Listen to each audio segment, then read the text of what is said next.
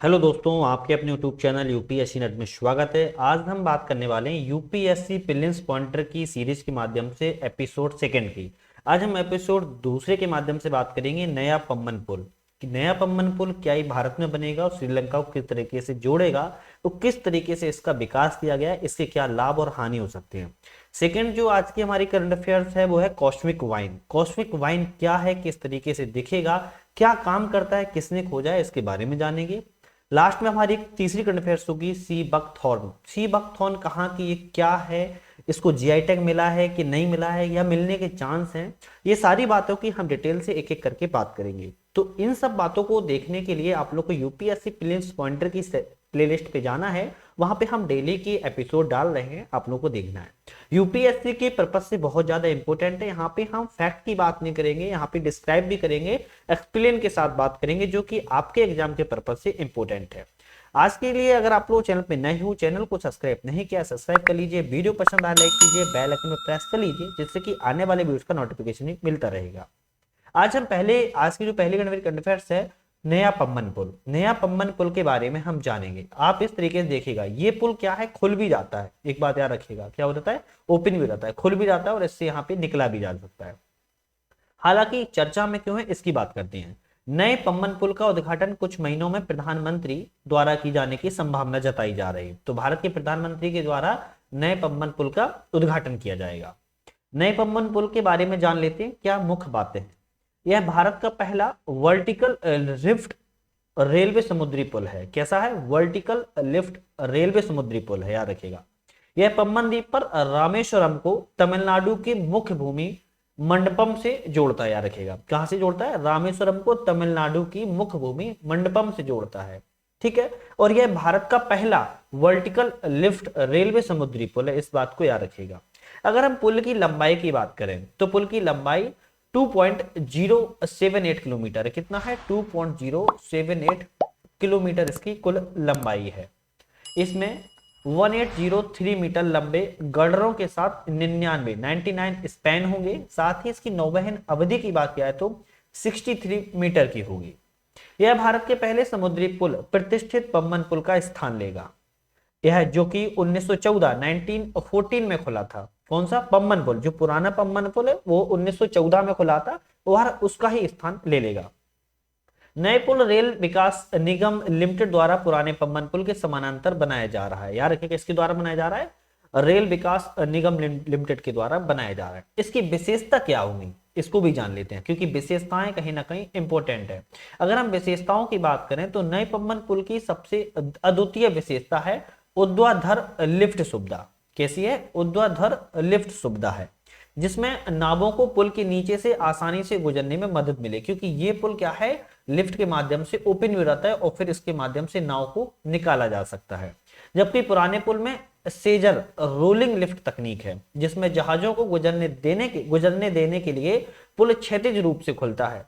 नया पुल डेक के समानांतर रहते हुए लंबवत ऊपर की ओर उठेगा और यह प्रत्येक छोर पर सेंसर का उपयोग करके किया जाएगा। तो याद रखिएगा, जो पुराना पुल है वो सीजर रोलिंग लिफ्ट तकनीक पे बना हुआ था, लेकिन नया पुल कैसा है, लंबवत खुलता है, ऊपर की ओर उठेगा और दोनों छोरों पर, या कह सकते हैं कि प्रत्येक छोर पर सेंसर का भी इस्तेमाल किया गया। इसमें सेंसर से क्या हुआ, इसमें मालूम पड़ता रहेगा किस तरीके से उसको खोला जा रहा है, किस तरीके से वाहन या जहाज निकल रहा है, इस तरीके से सेंसर का भी इसका उपयोग किया जाएगा। ऊर्ध्वाधर लिफ्ट स्पैन में ट्रेन नियंत्रण प्रणाली के साथ विद्युत यांत्रिक नियंत्रण से भी जुड़ा होगा। तो याद रखिएगा, जो नया पम्बन पुल है इसमें इतनी सारी विशेषताएं होंगी, कहीं ना कहीं एग्जाम के लिए इंपोर्टेंट बन जाता है। इसमें कुछ क्वेश्चन बनने के चांस रहते हैं, जैसे कि पुरानी तकनीक पूछी जा सकती है, नई तकनीक पूछी जा सकती है, या पूछा जा सकता है कि इसमें जहाजों का आवागमन हो सकता है कि नहीं हो सकता है। पूछा जा सकता है कि नए पम्बन पुल में ऊर्ध्वाधर लिफ्ट सुविधा है या फिर क्षैतिज लिफ्ट सुविधा है। तो इस तरीके से इसमें क्वेश्चन बनने की संभावना बनी हुई है। साथ में इसके बारे में जाने तो शिपिंग यातायात, मतलब कि जो पानी वाले जहाज की यातायात शिपिंग सुविधा है, शिपिंग यातायात को पुल के ऊर्ध्वाधर लिफ्ट अनुभाग के नीचे से गुजरने की अनुमति भी देता है। रेल यातायात रोक दिया जाएगा। नावों के गुजरने के लिए पर्याप्त ऊंचाई बनाने के लिए नेविगेशनल स्पैन लंबवत रूप से ऊपर की ओर बढ़ेगा। याद रखिएगा, इसमें क्या होगा, जैसे मान लो कोई जहाज है, अगर कोई जहाज की लंबाई काफी कम है तो उसको कम खोला जाएगा। अगर मान लेते हैं किसी जहाज की लंबाई ज्यादा है तो उसको और ऊपर की ओर उठाकर खोल दिया जाएगा। तो इस तरीके से सेंसर का उपयोग इसमें किया जाएगा। यह नेविगेशन के लिए 72.5 मीटर की पूरी 36 लंबाई की अनुमति भी देगा। साथ में नया पम्बन पुल पुराने पुल से 3 मीटर ऊंचा भी है। मतलब कि पुराना पुल है वो 3 मीटर नीचे था, जबकि नया पम्बन पुल 3 मीटर ऊंचाई पर बनाया गया। यार कितना, 3 मीटर इसको और ऊंचा बनाया गया है। इसमें समुद्र तल से 22 मीटर की नौवहन वायु निकास जो भी रखा गया है। नेविगेशनल एयर क्लियरेंस इसमें रखा गया है। नौवहन जो वायु निकासी है इसमें रखी गई है 22 मीटर की।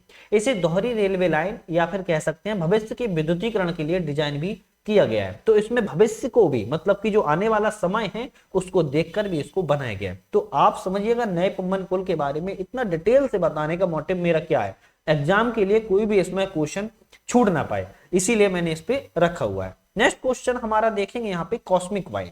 अगर आज की हम सेकंड करंट अफेयर्स की बात करें कौन सी हमारी, तो कॉस्मिक वाइन। आज की जो हमारी इंपोर्टेंट कॉस्मिक वाइन है क्या है इसके बारे में जानते हैं। शोधकर्ताओं की एक टीम ने कॉस्मिक वाइन नामक एक व्यापक आकाशगंगा संरचना की पहचान की है। आप सोचिएगा यूपीएससी में किस तरह के क्वेश्चन आते हैं, इसी तरीके के तो बनते हैं। कॉस्मिक वाइन क्या है, हो सकता है 4 ऑप्शन ऐसे दे दे कि समानांतर लगते हो, लेकिन टेंशन वाली बात हो जाती है वहां पे, फिर समझ में नहीं आता है। तो यह आकाशगंगा की संरचना है कॉस्मिक वाइन। अगर खबरों की बात करें तो अध्ययन में पता लगा है कि कॉस्मिक वाइन को जेम्स वेब स्पेस टेलीस्कोप मतलब कि JWST द्वारा एकत्रित किए गए डेटा पर ध्यान देने के बाद देखा गया था, जो कि अंतरिक्ष और समय की दूरी तक पहुंच प्राप्त करने के लिए मानव के पास सबसे शक्तिशाली उपकरण है। क्या है आज के समय में? James Webb space telescope. किसका है आप लोग मुझे कमेंट बताइएगा। जेम्स वेब स्पेस टेलीस्कोप है वो किस संस्था का है। अगर हमें कॉस्मिक वाइन के बारे में बात करें क्या है, अगर आप लोग अभी तक चैनल पे नए हो, चैनल को सब्सक्राइब नहीं किया सब्सक्राइब कर लीजिए, वीडियो पसंद आया लाइक कीजिए, बेल आइकन प्रेस कर लीजिए, आने वाले वीडियो का नोटिफिकेशन मिलता रहे, शेयर करिएगा अपने फ्रेंड्स को, मुझे मोटिवेशन मिलेगा और बेस्ट से बेस्ट वीडियो बनाने की यहाँ पे कोशिश करूंगा।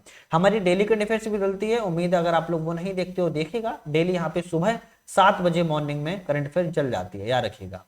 अगर हम कॉस्मिक वाइन के बारे में जाने, यह एक विशाल वेल जैसी संरचना है। कैसी है? वेल जैसी, याद रखिएगा। वाइन लाइक स्ट्रक्चर, आप देखिएगा एक वेल जैसी संरचना दिखाई जा रही है, ठीक है, जो कि 20 आकाश गंगाओं और 13 प्रकाश वर्ष से अधिक दूरी में विस्तृत है, मतलब कि फैली हुई है। यह बहुत ही प्राचीन है, मतलब कि बहुत पुरानी है। शोधकर्ताओं ने इसे रेड शिफ्ट 3.44 पर आंका है, जिसका अर्थ है यह प्रारंभिक ब्रह्मांड से ही अवस्थित है। रेड शिफ्ट उस तरीके को संदर्भित करता है जिस तरह से प्रकाश समय के साथ लंबी दूरी तय करते समय फैलता है, और उच्च रेड शिफ्ट से संकेत मिलता है कि कोई वस्तु पुरानी है। तो अगर कॉस्मिक वाइन के देखा जाए तो शोधकर्ताओं ने कहा है रेड शिफ्ट 3.44 पर आंका है, जो कि प्रारंभिक ब्रह्मांड से ही अवस्थित है, मतलब कि बहुत पुरानी है, प्राचीन कॉस्मिक वाइन उन्होंने बताया है। 3.44 रेड शिफ्ट का मतलब होगा कि कॉस्मिक वाइन से प्रकाश ने JWST मतलब कि जेम्स वेब स्पेस टेलीस्कोप तक पहुंचने से पूर्व 11 से 12 अरबों वर्षों के बीच की यात्रा की हुई है। वर्तमान पद्धति ब्रह्मांड की आयु 13 पॉइंट मतलब कि 13.7 अरब वर्ष का अनुमान है। वर्तमान में जो कि ब्रह्मांड की आयु कितनी बता रही है? 13.7 अरब वर्ष। आपने क्या सोचा था? साल, अरब वर्ष है, याद रखिएगा, ठीक है। नेक्स्ट अगर हम इसके बारे में बात जाने तो इसमें इतनी उच्च रेड शिफ्ट पर अब तक खोजी गई 2 विशाल आकाशगंगाएं गैलेक्सी ए और गैलेक्सी ई तथा दोनों शांत अवस्था में हैं, जो तारा निर्माण की कम दर का संकेत देती हैं। शोधकर्ताओं ने यह भी माना है कि वाइन आकाशगंगा समूह के अग्रदूत के रूप में काम कर सकती है, जो ऐसे समूह के गठन और उनके भीतर विशाल आकाशगंगाओं के उद्भव के बारे में अंतर्दृष्टि प्रदान करेगी। याद रखिएगा। तो वाइन जो कॉस्मिक वाइन है बहुत ज्यादा इंपॉर्टेंट है, और शोधकर्ताओं को, वैज्ञानिकों को इसके समझने में, जानने में और गैलेक्सी ए और ई के बारे में भी जानने में बहुत अच्छे अनुभव का महसूस यहाँ पे किया जाएगा। प्रकाश वर्ष क्या है इसके बारे में जानते हैं, क्योंकि प्रकाश वर्ष का नाम कई बार आया है, इसको भी जान लेते हैं। एक प्रकाश वर्ष की दूरी का माप, ना कि समय का, जैसा कि नाम से पता चलता है। याद रखिएगा, एक प्रकाश वर्ष दूरी का माप है, ना कि समय का। किसका है? दूरी का माप है, ठीक है, याद रखिएगा, दूरी का माप है। वह दूरी है जो प्रकाश की किरण एक पृथ्वी में वर्ष में तय करती है, मतलब कि वह दूरी जो प्रकाश की किरण एक पृथ्वी वर्ष में तय करती है, जो लगभग 6 मतलब कि 6 ट्रिलियन मील अर्थात 9.7 ट्रिलियन किलोमीटर के बराबर होती है। इसका उपयोग अंतरिक्ष की विशाल दूरियों को मापने के लिए किया जाता है, सड़कों को मापने के लिए नहीं, अंतरिक्ष की विशाल दूरियों को मापने के लिए किया जाता है। तो कॉस्मिक वाइन के बारे में अब इंपोर्टेंट क्वेश्चन बनेगा और आप लोग उसको बताने के सहज रखते होंगे। आज की हमारी लास्ट करंट अफेयर्स की बात करते हैं सीवकथॉर्न, क्योंकि आप लोगों को पता है कि हम यहाँ पे डेली यूपीएससी प्रीलिम्स पॉइंटर के माध्यम से, याद रखिएगा यूपीएससी प्रीलिम्स पॉइंटर के माध्यम से यहाँ पे केवल 3 करंट अफेयर्स लाते हैं जो मोस्ट इंपोर्टेंट रहती हैं, तो वो भी यूपीएससी के लिहाज से, साथ में डिटेल से बात करते हैं समग्र विश्लेषण के साथ, जो कि आपके एग्जाम के लिए इंपोर्टेंट हो जाती है। सीवकथॉर्न क्या है? आपने कई बार नाम सुना होगा सीवकथॉर्न का, लेकिन आज इसके बारे में जानते हैं चर्चा में क्यों है। तो लद्दाख के, याद रखिएगा लद्दाख के सीवकथॉर्न फल को जीआई टैग से सम्मानित किया गया। अब याद रखिएगा क्या है, ये फल है, कहां का है? लद्दाख का है, ये भी याद रखिएगा लद्दाख का है, जो कि एक केंद्रशासित प्रदेश है, यूनिटेरियस है। ठीक है, सीवकथॉर्न के बारे में जानते हैं। अब आप लोगों को समझ में आ गया होगा सीवकथॉर्न एक फल है जो उसको जीआई टैग प्राप्त हो चुका है। सीवकथॉर्न के बारे में अगर जाने तो सीवकथॉर्न संपूर्ण यूरोप और एशिया में पाया जाने वाला एक पौधा है। कहां पाया जाता है? यूरोप में पाया जाता है, साथ में एशिया में भी पाया जाता है, ये भी याद रखिएगा, क्योंकि भारत में पाया जाता है और भारत एशिया में है, तो संपूर्ण यूरोप और एशिया में पाया जाने वाला एक पौधा है। देख सकते हैं किस तरीके का दिखता है। यह भारत में हिमालय क्षेत्र में वृक्ष रेखा के ऊपर पाया जाता है। सामान्यतः लद्दाख और स्पीति के ठंडे रेगिस्तानी जैसे शुष्क क्षेत्रों में, मतलब कि ठंडे क्षेत्रों में पाए जाने वाला एक पौधा है। सीवकथॉर्न के बारे में अगर जाने, प्राकृतिक रूप से लद्दाख क्षेत्र में 11,500 हेक्टेयर क्षेत्र में वितरित है। कहां पे? लद्दाख में। इसमें छोटे नारंगी और पीले रंग के फल भी लगते हैं, साथ में स्वाद में खट्टे होते हैं, लेकिन विटामिन, विशेषकर विटामिन सी से भरपूर पाया जाता है। यह -43 डिग्री सेल्सियस से 40 डिग्री सेल्सियस तक के अत्यधिक तापमान का सामना कर सकता है। इसे सूखा प्रतिरोधी भी माना जाता है, क्योंकि इतने ठंडे तापमान में पाया जाता है तो इसको सूखा प्रतिरोधी भी माना जाता है। ये दो विशेषताएं इसको ठंडे रेगिस्तानों में आवासित होने के लिए एक आदर्श पौधे की प्रजाति बनाती है, तभी तो इसको जीआई टैग मिला हुआ है, याद रखिएगा, तभी इसको कोई ना कोई खास विशेषता होती है, जीआई टैग तभी मिलता है। जीआई टैग पे मैंने कई वीडियो बना चुका हूं, डिस्क्रिप्शन में लिंक है, आप लोग जाइएगा उस पर देख सकते हैं। सीवकथॉर्न बेरी में शून्य से नीचे तापमान के बावजूद संपूर्ण सदियों में अक्षुण्ण रहने की अनूठी विशेषता भी पाई जाती है। ठीक है, इसके उपयोग के बारे में जान लेते हैं। इसका उपयोग क्या है, क्योंकि ये बहुत ज्यादा चर्चा में इस समय सीवकथॉर्न, तो कहीं ना कहीं उपयोग के बारे में जानो। इसका उपयोग पारंपरिक रूप से विशेष उद्देश्यों के लिए किया जाता है, जैसे कि पौधे के प्रत्येक भाग में, जैसे कि फल, पत्ती, टहनी, जड़, कांटों का उपयोग पारंपरिक रूप से दवा, पोषण पूरक, ईंधन और बाड़ के रूप में किया जाता है। तो हर किसी चीज का इसका इस्तेमाल किया जाता है। आपने अक्सर देखा होगा किसी भी पौधे का या फल का इस्तेमाल हर चीज में नहीं किया जा सकता है, लेकिन इसका आप देखो फल भी उपयोग किया जा रहा है, पत्ती भी उपयोग की जा रही है, टहनी भी उपयोग में लाई जा रही है, जड़ भी उपयोग में लाई जा रही है और कांटों को भी उपयोग में लाया जा रहा है। तो दवा में, पोषक पूरक में, ईंधन में, बाड़ के रूप में भी किया जाता है। जब क्षेत्र में भोजन के अन्य स्रोत सीमित होते हैं तो कई पक्षी प्रजातियां ऐसे खाकर भोजन भी प्राप्त कर लेते हैं। पत्तियां भेड़, बकरी, गधे, मवेशी, 2 कुबड़ वाले ऊंट जैसे रेगिस्तानी जानवरों के लिए प्रोटीन युक्त चारे के रूप में भी काम करता है। 2 कुबड़ वाला बैल कैसा होता है, क्या आपको पता है? 2 कुबड़ वाला बैल आपने सोचा होगा ऐसे उठी हुई वो होती है, नहीं नहीं, मैं आपको बताता हूं किस तरीके से होता है। 2 कुबड़ वाला बैल होता है इस तरीके से। किस तरीके से होता है? इस तरीके से होता है। क्यों होता है? एक यात्री यहां भी बैठ सकता है और एक यात्री यहां भी बैठ सकता है, इसको कहते हैं 2 कुबड़ वाला बैल के रूप में जाना जाता है।